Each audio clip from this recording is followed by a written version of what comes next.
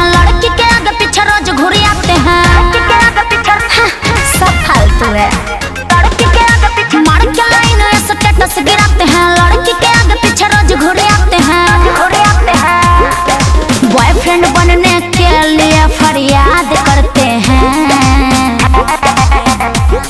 ये लड़के नहीं लड़कियों से प्यार करते हैं, ये तो लड़कियों की जिंदगी बर्बाद करते हैं।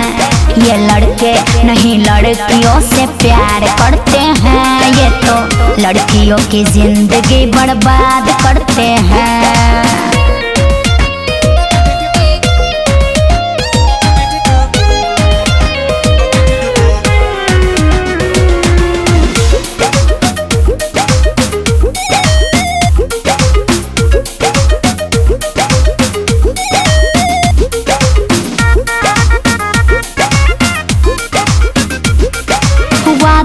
निभाऊंगा सनम कसम कई बार खाते हैं,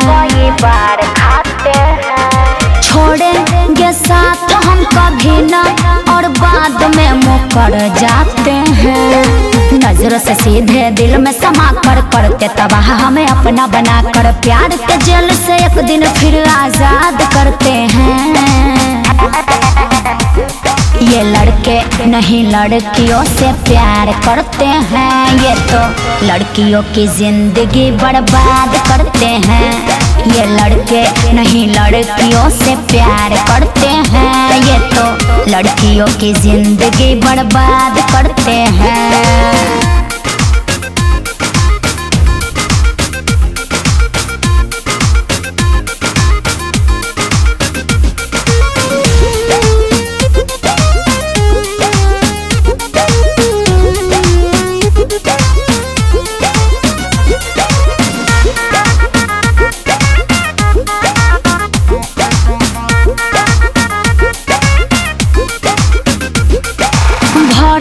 बन के बगिया का रसवा चूस के उड़ जाते हैं।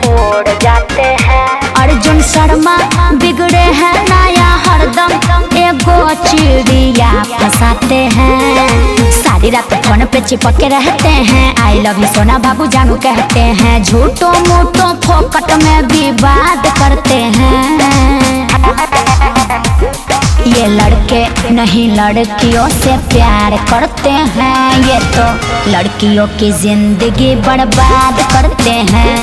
ये लड़के नहीं लड़कियों से प्यार करते हैं, ये तो लड़कियों की जिंदगी बर्बाद करते हैं।